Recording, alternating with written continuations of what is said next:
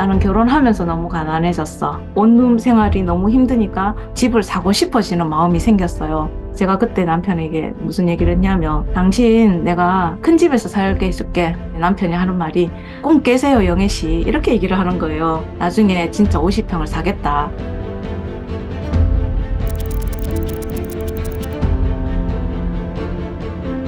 목표를 확정 지어놓고 매 순간 살았기 때문에 현재 불편함 따위는 저한테는 문제가 되지 않았거든요.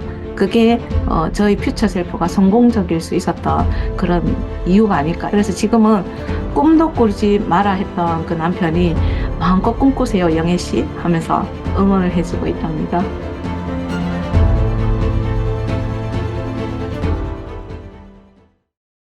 안녕하십니까. 제 삶의 경기장 안에서 오랫도록 현역으로 활동할 수 있기를 간절히 희망하면서 살고 있는 평범한 50대 직장인 이영애라고 합니다.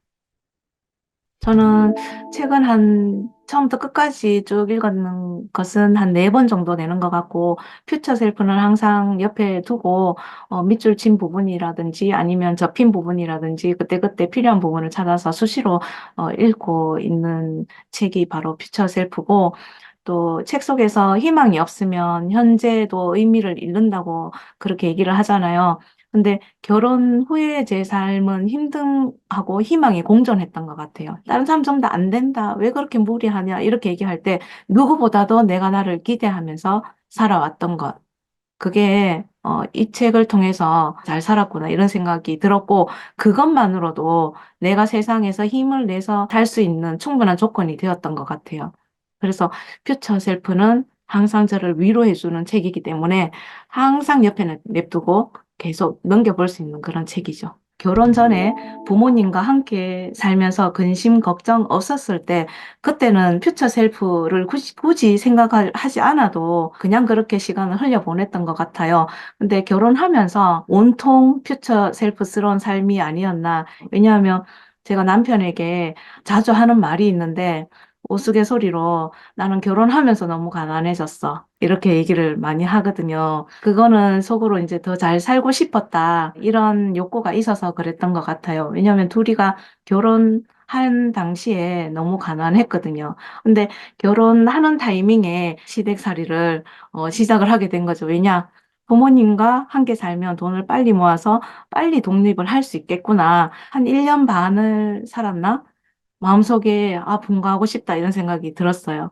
근데 그때 당시에 남편은 외벌이였기 때문에 분가를 해서 어떻게 살까도 고민을 했었어야 됐거든요.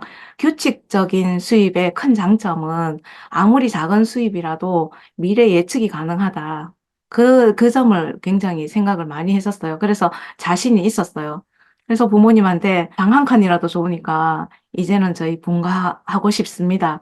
이렇게 외쳤죠. 그리고는 작은 수입을 가지고 그때 큰애가 태어났을 때였거든요.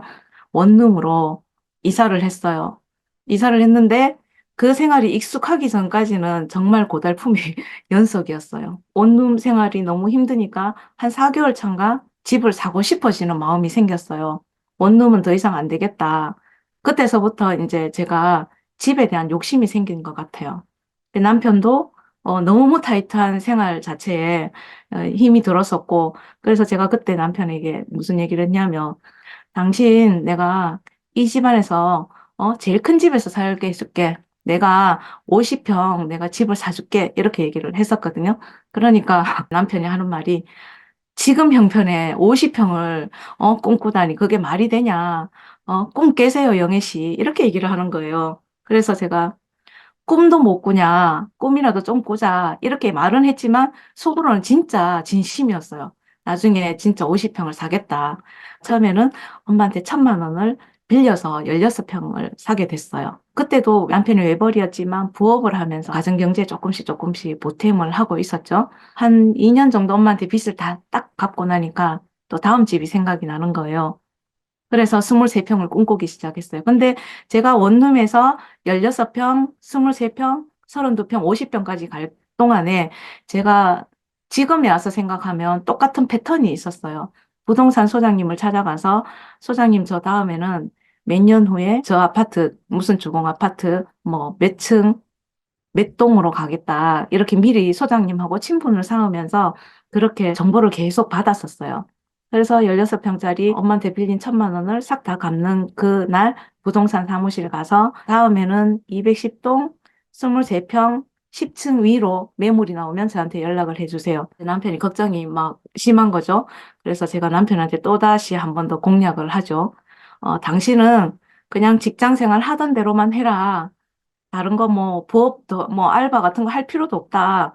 그냥 건강 챙기면서 그 직장 생활 열심히 하면서 와이프가 주는 용돈 안에서만 불평 불만 없이 살면 된다. 나머지는 내가 다 알아서 할게. 이렇게 이제 선언을 하는 거죠. 자신감 있게. 그냥 공수표를 날렸어요. 남편 마음 좀 편하게 해주려고. 그렇게 23평으로 가서 이제 애들이 유치원생이 되고 하니까 사교육비가 들어가잖아요. 돈은 벌어야 되겠고 또 그 지출에 대한 부담감이 있고 하니까 애를 유치원이나 어린이집에 보내지 않고 제가 엄마표로 얘들을 키우면서 교육까지 시킬 수 있는 방법이 없나. 그렇게 해서 놀이 수학을 수업을 이제 홈스쿨로 시작을 하게 되었어요. 23평 홈스쿨. 동네 아이들 모아가지고 놀이 수학을 가르쳤는데 그 회사에서 나오는 노하우를 전부 다 배워가지고 낮에는 수업을 하고 저녁에는 저희 아이들을 이제 가르쳤어요. 그러면서 이제 사교육비를 확실하게 줄이게 된 거죠. 근데 낮에 수업을 할 때 내 아이 가르치듯이 동네 애들을 가르치다 보니까 소문이 나가지고 방문 요청도 들어오고 문화센터 수업 의뢰도 들어오고 뭐 하루가 빡빡하게 수업으로 가득 차는 거예요. 그래서 수입이 늘어났어요. 남편 수입 외에 제 수입이 이제 점점 늘어나기 시작하는 거죠. 그래서 주변에서 요즘에는 조금 편하게 살겠네, 뭐 이렇게 얘기를 많이 하는데, 우리들의 삶은 여전히 그대로였어요. 왜냐하면 저는 50평까지 가야 되고, 지금 현재 잘 사는 게 아니기 때문에 소비 통제는 여전하면서 저축만 늘려가는 거죠. 근데 남편은 그때까지도 불평, 불만이 조금 있었죠. 너무 힘들다. 너무 힘들다. 그래서 23평에서 수업하는 아이들이 많이 늘어나니까 수업 환경을 또 개선하고 싶다. 내 아이들도 수업하는 동안에는 옆방에서 숨죽이면서 기다리고 있어야 되니까, 어, 얘들한테도 좀 더 좋은 환경을 만들어주고 싶다. 그렇게 해서 4년 뒤에 32평을 꿈꾸게 되었죠. 작은 대출을 받아가지고 23평으로 이사를 갔었는데 그 대출금을 다 갚는 그날에 또 부동산 소장님한테 또 찾아갔어요. 정말 신기한 타이밍은 제가 이사를 하는 그 타이밍이 집값은 오르고 금리는 떨어지는 희한한 그런 진짜 적절한 타이밍이었어요. 그래서 그 집을 샀던 그 가격보다 더 뛴 집값을 받아가지고 이득을 남기면서 대출 금리는 낮아지니까 비슷한 대출금을 가는데도 더 넓은 집에서 살 수 있는 거예요. 그래서 32평으로 이사를 가게 됐어요. 32평으로 이사를 가가지고 수업을 좀 더 활발하게 했죠. 아이들도 그렇고 남편도 그렇고 넓은 집에서 사니까 좁은 집에서 복작복작 그릴 때보다는 환경과 아니면은 스트레스라든지 이런 것들이 훨씬 더 줄어들었고 한 4년 주기로 이사를 집평수를 넓혀서 다녔던 것 같아요. 그래서 이제 원룸에서 50평까지 꿈을 꾸는 과정에서 32평까지는 정말 타이트하게 달려왔는데 32평에서 이제 50평으로 갈 수 있는 기회가 또 생겼어요. 집값은 또 오르고 또 금리는 떨어지고 그다음 마침 근처에 50평이 매물이 너무 좋은 게 나와가지고 남편한테 퇴근하고 몇 동 몇 호로 한번 와봐 이래가지고 그 50평 집을 보여줬어요. 그랬더니 어때 이러니까 너무너무 좋대요. 이렇게 넓은 집을 왜 내가 왜 봐야 되냐 뭐 이렇게 얘기를 하는 거예요. 그래서 여기 당신 집이라고 우리 이쪽으로 이사 올 거라 이렇게 얘기를 했죠. 그랬더니 남편이 어안이 벙벙해 하면서 그때는 반대를 안 하더라고요. 왜냐하면 부동산 사무실에 같이 가가지고 남편 명의로 집을 사줬거든요. 50평을. 그랬더니 그때서부터는 제가 어떠한 도전을 하고 어떠한 선택을 하든지 간에 남편이 제 말을 무조건 100%다 믿어줬었어요. 지금까지도 계속. 왜냐하면 제가 꿈꾸고 있던 그거를 하나하나 해결해 가면서 힘든 시기도 있었지만 그 무리한 거를 무리하지 않게 만들 수 있도록 제가 열심히 살았기 때문에 그거를 인정해 주는 것 같아요. 그래서 이 집은 저에게 상징적인 의미가 좀 있는 것 같아요. 단순히 그냥 내 집을 장만했다 이런 의미가 아니라 집이라는 단어 속에 제 삶의 철학이 다 담겨져 있는 것 같아요. 목표를 명확하게 정하고 목표를 확정 지어놓고 매 순간 살았기 때문에 현재 불편함 따위는 저한테는 문제가 되지 않았거든요. 그게 저희 퓨처 셀프가 성공적일 수 있었던 그런 이유가 아닐까 이렇게 생각을 한번 해봤어요. 그래서 지금은 꿈도 꾸지 마라 했던 그 남편이 마음껏 꿈꾸세요, 영애 씨 하면서 남편을 지금 응원을 해주고 있답니다. 재테크를 하면 새 집으로 보통 재테크를 많이 하는데 저는 결과적으로 보면 헌집으로 재테크를 했던 것 같고 헌집이지만 집값의 상승을 제가 완벽하게 이용을 좀 했던 것 같아요. 근데 그걸 믿고 갔기 때문에 실천할 수 있었던 것 같아요. 부동산 공부는 따로 하지는 않았는데 부동산 소장님 한 세 분하고 계속 소통을 했었던 것 같아요. 그때 당시에 어떤 소장님은 제가 자격증이 있지 않음에도 불구하고 부동산 쪽으로 일을 해보지 않겠나 소개를 하거나 아니면 성사를 시키거나 하면 제가 수수료를 좀 드리겠다 뭐 이렇게 컨택하시는 소장님도 계시고 있었어요. 목적이 있으면 그 목적과 부합되는 상대방하고 되게 빨리 친해지는 그런 친화력 같은 게 있거든요. 그래서 그 소장님은 아직까지도 연락하고 있어요. 3년 뒤의 목표는 이거는 이미 2023년도에 다이어리를 적기 시작하면서 3년에 1억 적금. 그게 아직 끝나지 않은 상태거든요. 근데 지금 현재 반은 성공을 했어요. 집처럼 남편이 반대가 심했잖아요. 근데 3년에 1억 적금도 이거는 제 혼자 이룰 수 있는 부분이 아닌 거잖아요. 식구 4명이 모두 합심을 해서 할 수 있는 일이 3년에 1억 적금이라고 생각을 하거든요. 왜냐하면 은퇴 시점이 되어 가다 보니까 맞벌이지만 수입 자체가 많지가 않아요. 그리고 20대 아들 둘을 또 데리고 있고 하기 때문에 3년에 1억을 모으려면 한 달에 265만 원씩 매달 모아야 되는 건데 다 반대를 했어요. 이거 시작할 때. 특히 아들들도 엄마 이제 좀 그런 목표는 좀 안 잡으면 안 되냐 하면서 남편도 좀 느슨하게 편하게 살면 안 되나 뭐 이렇게 얘기를 하더라고요. 근데도 또 저는 3년에 1억 통장 잔고를 식구들한테 또 보여주고 싶은 욕심이 또 생기는 거예요. 해보자. 해보고 간 만큼은 우리한테는 이득이다. 무조건 한번 해보자. 그렇게 해서 시작을 했는데 남편 신용카드를 없앴어요. 제 신용카드도 없애고 공동 신용카드 하나를 만들어서 그거는 공과금하고 고정지출 나가는 것만 활용을 하고 가족 4명이 쓸 수 있는 공동 생활비 통장을 만들어서 거기에 현금을 딱 넣는 거예요. 넣으면 이제 그 현금 안에서 4명이 살아야 되는 거예요. 그러니까 고정 금액이 딱 들어가 있으니까 지출을 자연스럽게 신경 쓰지 않을 수 없는 환경이 되는 거죠. 그렇게 해서 이제 그 돈 안에서 쓰고 또 4명은 각자 용돈이 최소한의 용돈만 있어요.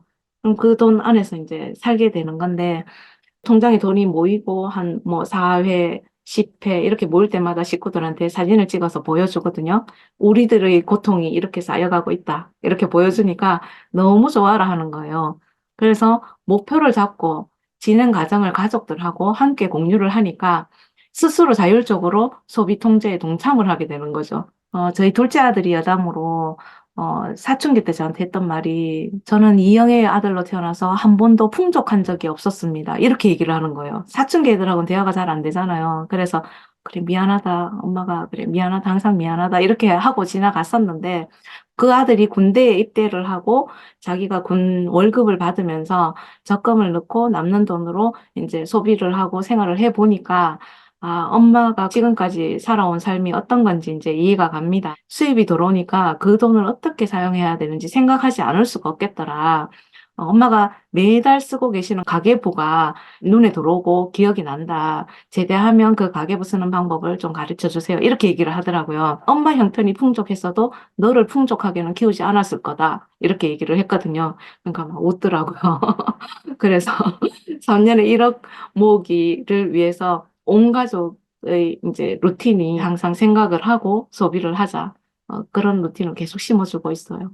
그게 삶에 대한 자세와 태도가 달라지는 것 같아요. 돈을 떠나가지고 공동 목표를 가지고 있으니까 식구들이 삶에 대한 태도가 달라지는 것 같고 저는 애들한테 그 태도를 가르치고 싶은 거예요.